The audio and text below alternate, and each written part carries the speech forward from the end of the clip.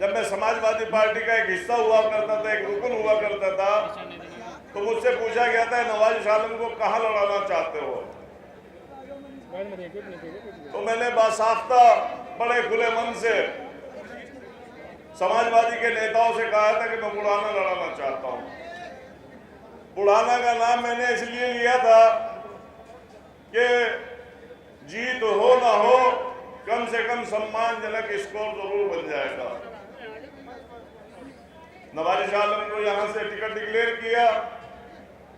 आप लोगों की मोहब्बत, आप लोगों का उत्साह, आप लोगों का प्यार, आपकी शफकत, आपकी इनायत नवाजिश के साथ खड़ी हो गई और मैं मुजफ्फरनगर बैठा हुआ लोगों से सुनता रहा, इलाके के लोगों से, दूसरे इलाके के लोगों से, कि बुढ़ाना से समाजवादी का उम्मीदवार नवाज आलम एमएलए बनने जा रहा है। तो दोस्तों, आपकी मोहब्बत ने नवाज आलम को यहां से अपना प्रतिनिधि चुना। प्रतिनिधि चुनने के बाद नवाज आलम ने इस इलाके के विकास के लिए, इस इलाके की तरक्की के लिए, इस इलाके की बहबूदी के लिए रात दिन एक किया। दोस्तों, मैं भी राजनीति में रहा। शुक्र है अल्हम्दुलिल्लाह कि जितना 19 साल एमपी एमएलए रहने का सर्फ अमीर आलम को हासिल है, अभी तक किसी मुसलमान को शामली और मुजफ्फरनगर में इतने वक्त रहने का सर्फ हासिल नहीं हुआ। लेकिन दोस्तों, मैं भी 5-5, 7-7 गांव रोज किया करता था, घूमता था, फिरता था, मेहनत करता था।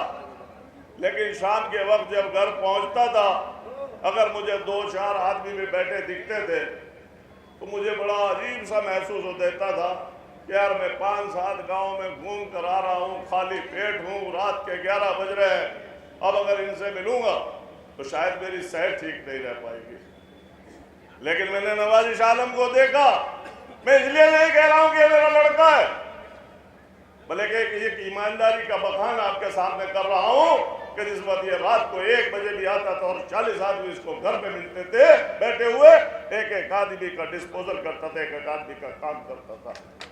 तो ये हिम्मत, ये हौसला, ये मोहब्बत जो आपने दी थी, उसकी एवज में आपके लिए इसमें भी कोई कमी नहीं छोड़ी।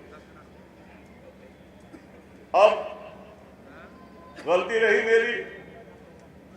मेरी गलती, इनकी बदकिस्मती, ये माँ बाप के ज्यादा फरमा बरदार है, ये बाप के बड़े फरमा बरदार हैं।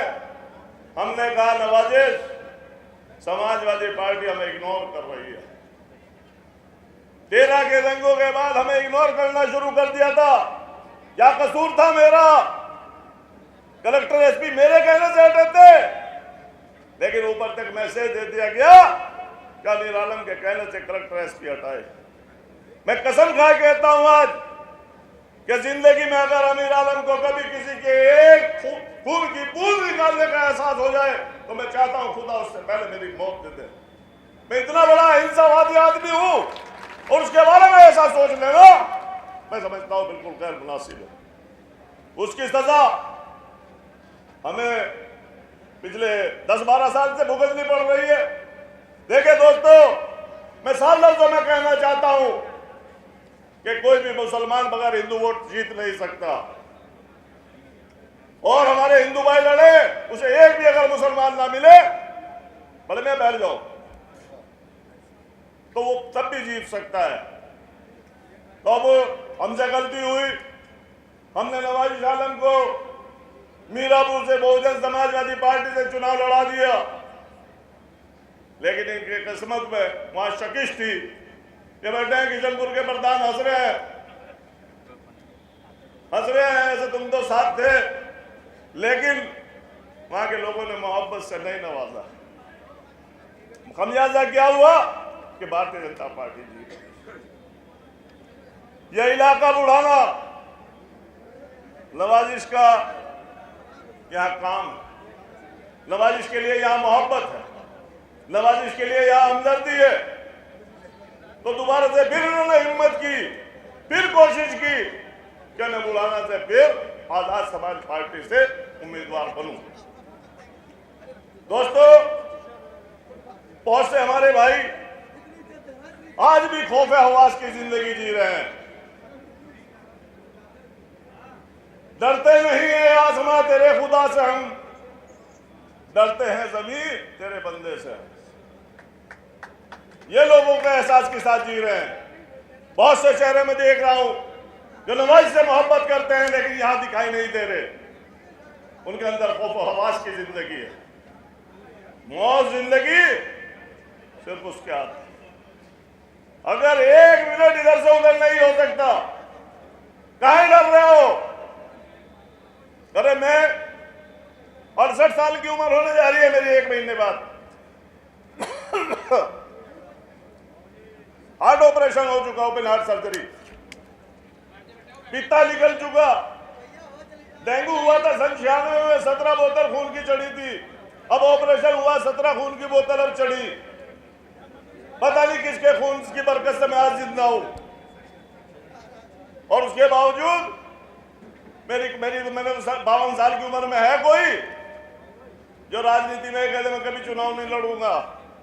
लेकिन ये खड़ा है बंदा, जब मेरा बेटा राजनीति में आ गया तो फिर दूसरों और लोगों को भी मौका मिलना चाहिए। बस एक ही आदमी एक घर में होना चाहिए।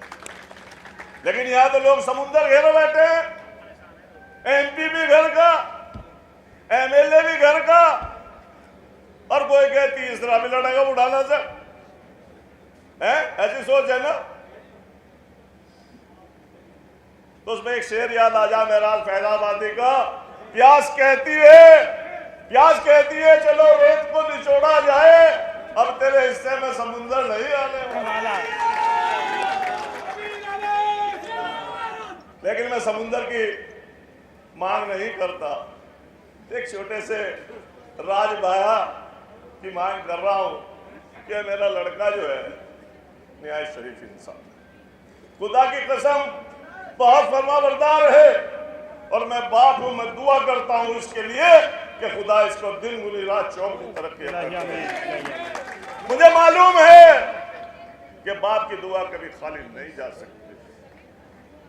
तो दोस्तों, मैं नवाजिश को आपके सपुर्द करने आया हूं। ये बुढ़ाने क्षेत्र के लोगों, अगर पार्टी ने नवाजिश आलम को टिकट दिया तो मैं नवाजिश को आपके हवाले करता हूं। अगर नवाजिश के अच्छे कारनामे रहे होंगे, अगर नवाजिश ने आपकी खिदमत की होगी, अगर नवाजिश ने आजादी से अब तक जितने भी एमएलए आपके क्षेत्र में भले हो सबसे ज्यादा खिदमतगार रहा होगा, तो दूसरों की जमानत जब्त कर देना। और अगर नवाजिश ने कोई कोताही बरती होगी, नवाजिश में कोई कमियां रही होगी, नवाजिश बेईमान रहा होगा, नवाजिश चरित्रहीन रहा होगा, नवाजिश ने किसी बेगुनाह को जेल भिजवाया होगा, तो मैं दोस्तों आपसे दरखास्त करना चाहता हूं कि नवाजिश की जमानत बचनी नहीं चाहिए। अरे हमें देखिए ढूंढिए फिर लोगों को इस हिंदुस्तान, इस उत्तर प्रदेश में क्या मीर आलम के कैलीवर जैसे कितने लोग हैं। कसम खा के कहता हूं कि एक नया पैसा, मैं खुद नुमाई नहीं कर रहा हूं बल्कि कह रहा हूं कि एक नया पैसा जिंदगी में मीर आलम के बाएं दाएं को निकल गया हो, नवाज आलम के बाएं दाएं को निकल गया हो, तो लानत है हमारी जिंदगी। ये चीजें हमें आज नहीं बल्कि हमें विरासत में मिली है।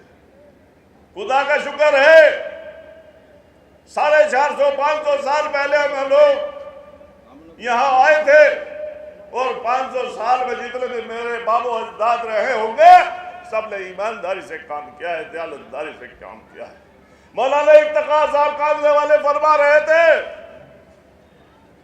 कि आप लोगों की बात खुदा ने 500 साल से बनाई हुई है। अगर आदमी के अंदर बेईमाना हो या कोई कमियां हो तो 40 साल से ऊपर उसकी बात खत्म हो जाती है। बड़े बड़े रईस, बड़े बड़े पैसे वाले अल्लाह ताला पैदा करता है। वो इसलिए नहीं पैदा करता था तू मजे ले, बल्कि उसने आपको अशरफुल मखलूकात में पैदा किया है और उसको आपको हिदायत दी है कि आप जाओ, हिंदू हो या मुसलमान, जो भी मेरी वो है मखलूक, उसके खिदमत करो।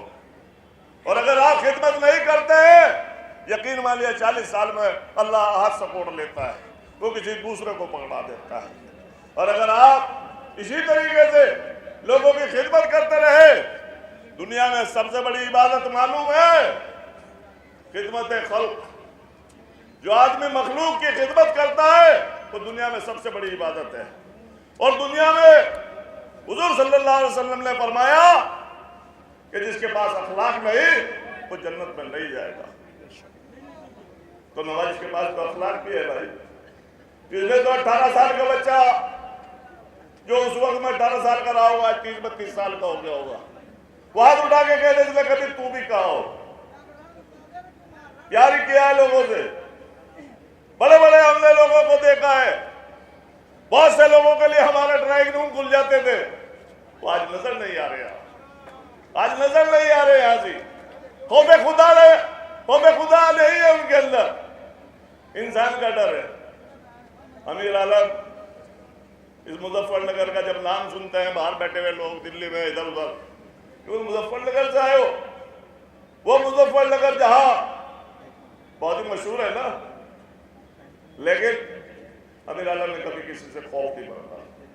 बड़े से बड़े गुंडे, बड़े बड़े मवाली शुक्र है मालिक का इज्जत ही करते रहे, लेकिन मैं भी सबकी इज्जत करता हूं।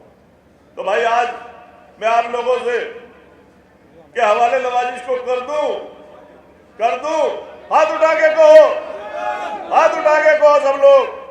भाई कसम है आप लोगों को, बहुत बड़े बड़े मुकर्रिर आपके बीच में आएंगे, बहुत अच्छे अच्छे वक्त आपके बीच में आएंगे, पार्टी के अध्यक्ष आएंगे, अच्छी अच्छी लुहानी बात करेंगे।